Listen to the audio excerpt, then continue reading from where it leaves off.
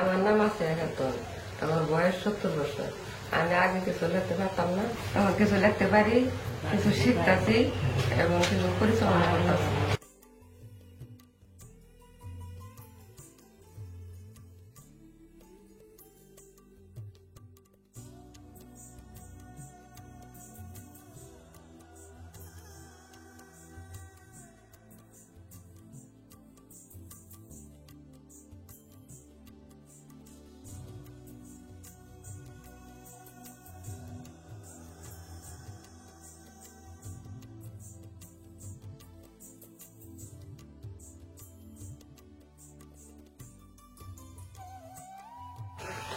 আমরা আগে গোবরের দিকে ওদিকে ফেলাই দিতাম, এখন না গোস্ত করে অনেকে গোবর একখানে ফেলাইয়া সাহায্য করতেছি।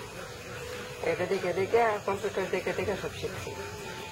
আবর্জনা ফেলাই গর্ত করে আবর্জনা ফেলাইয়া ওখানেও সাহায্য করতেছি। পান গাছ লাগাইছি, কিন্তু পেঁপে চারা লাগাইছি, এগুলো কিছু কিছু করে করতেছি।